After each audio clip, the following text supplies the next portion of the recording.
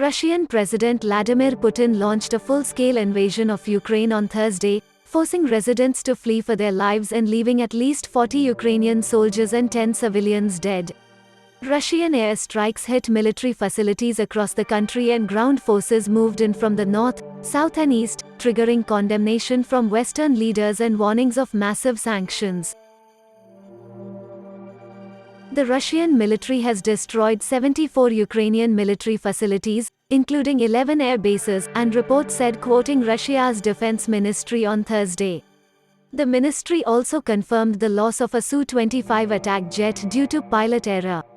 Further, Defense Minister Sergei Shoigu ordered that Ukrainian servicemen be treated with respect, and those who lay down their weapons offered safe corridors.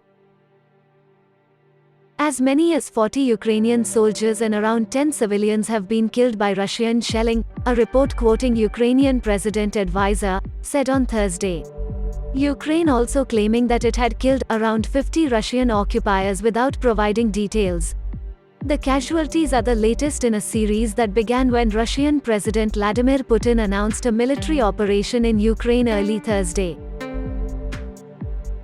Ukrainian president on Thursday said that the country has severed diplomatic relations with Russia after Moscow launched an all-out invasion of Ukraine by land, air and sea on Thursday, the biggest attack by one state against another in Europe since World War II and confirmation of the worst fears of the West. President Zelensky has declared martial law in the country considering Russian invasion.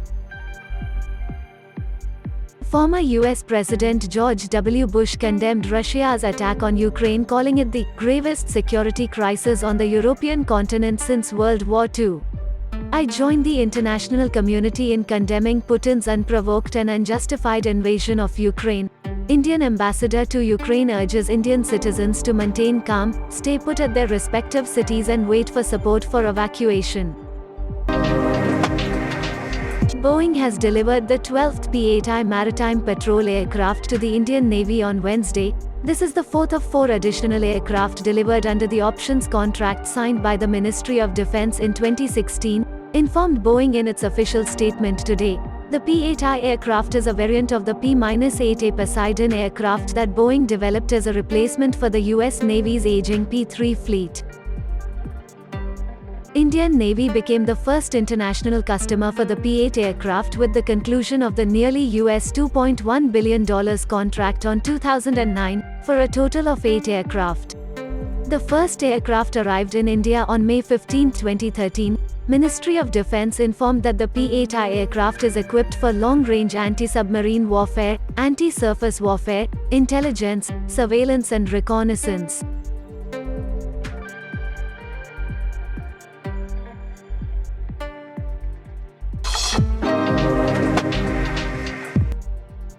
The Indian Air Force will participate in a 3-week-long multilateral air exercise at Waddington in the UK from 6th to the 27th of March with a fleet of 5 Tejas light combat aircraft. The IAF said on Wednesday that Cobra Warrior exercises aimed at providing operational exposure and sharing best practices amongst the participating air forces to demonstrate their maneuverability and capability.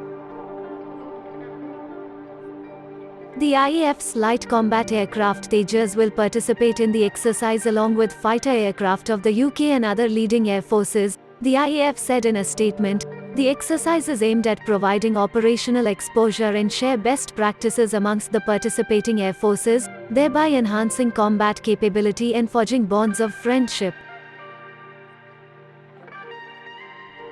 The IAF said 5 Tejas aircraft will fly to the UK and the C-17 aircraft will provide the fleet necessary transport support. Last week, the IAF showcased Tejas jets at the Singapore Air Show with an eye on the possible export potential of the jet to friendly countries. 3 Tejas fighter jets and a 44-member contingent of the Indian Air Force had participated in the air show in February.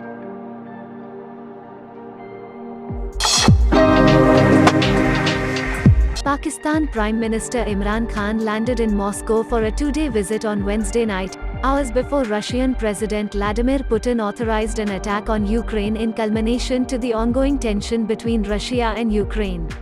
The Imran Khan's visit has come on the radar and US criticizes the timing of visit to the Moscow. Many at home and abroad are questioning the timing of the visit. Even though the Prime Minister had played down the timing of the visit and the effect it would have on the country's relations with the West, some analysts believe it is a double-edged sword. Ahead of Imran Khan's visit to Russia, a Pakistani geopolitical analyst had pointed out that the visit did not come at a suitable time. Khan's visit to meet Putin and discuss issues including economic cooperation came hours after US President Joe Biden and other Western governments imposed tough economic sanctions on Russia for sending its military into parts of eastern Ukraine. He was expected to push for the construction of a long-delayed, multi-billion-dollar gas pipeline to be built in collaboration with Russian companies.